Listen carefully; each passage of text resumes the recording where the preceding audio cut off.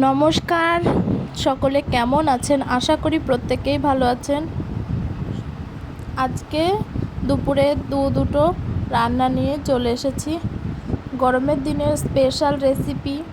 দেখুন, আমি রান্না করব রিঠা মাছের মাথা দিয়ে, মাথা আর যে কাটা কাটা মাছ থাকে তাই দিয়ে আমি উচ্ছে আলু রান্না করব।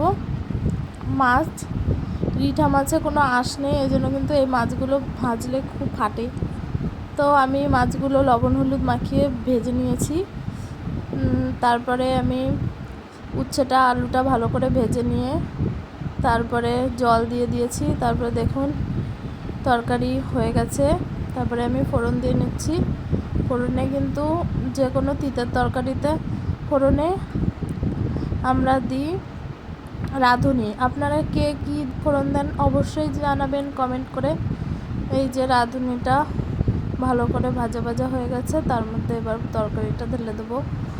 তো আমি এই উচ্ছের তরকারি গরমের দিনে খুবই পছন্দ করি। কে কে পছন্দ করেন অবশ্যই কমেন্ট করে জানাবেন। এই যে দিয়ে দিলাম, ফোড়ন দিলাম।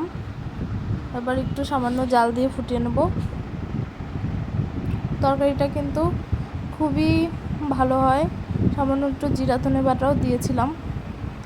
আর যা যা দেয় মশলার মধ্যে কিছুই দিইনি, লবণ হলুদ আর কি দেবো। আর রান্না করে নিয়েছিলাম পাঁচমিশালি তরকারি চিংড়ি মাছ দিয়ে। এটা রেসিপি তো আগেও শেয়ার করেছি। এই চিংড়ি মাছগুলো ভালো করে লবণ হলুদ দিয়ে ভেজে নিয়েছি। ভালো করে না ভাজলে কিন্তু চিংড়ি মাছ দিয়ে কেমন একটা গন্ধ আসে। তারপরে এই সজনে ডাঁটা এখন তো প্রচুর বাজারে অ্যাভেলেবেল, আর খাওয়াও খুব ভালো।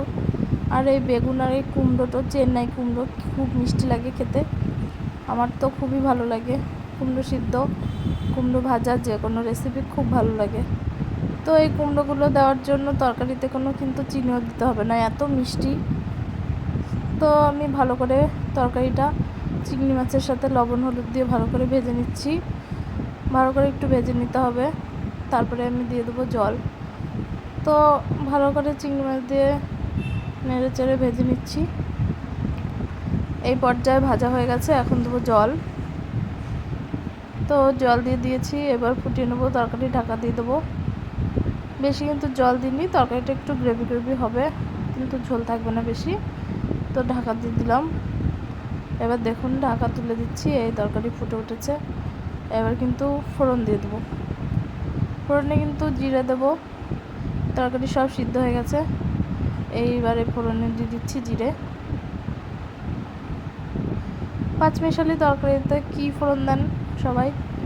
সাধারণত একটু পাঁচমিশালি তরকারিতে পাঁচফোড়ন দেয় অনেকে, কিন্তু আমি তো জিরে দিয়ে দিলাম। এই জিরেটা ভাজা ভাজা হয়ে গেছে, এবার তরকারি ঢেলে দেবো। কাঠের জাল তো রান্না করছি, খুব জাল হয়ে গেছিলো তরকারি, কড়াই খুব গরম হয়ে গেছিলো। কিন্তু কাঠের জালে রান্না করে কিন্তু খাবার দাবার খাওয়া খুব ভালো, টেস্টি হয়, যেমন স্বাস্থ্যের পক্ষেও ভালো। তো আমি এখন কয়েকদিন কাঠেই রান্না করছি।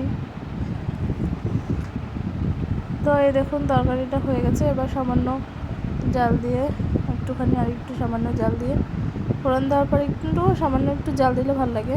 এই যে দেখুন, কেমন লাগলো অবশ্যই কমেন্ট করে জানাবেন।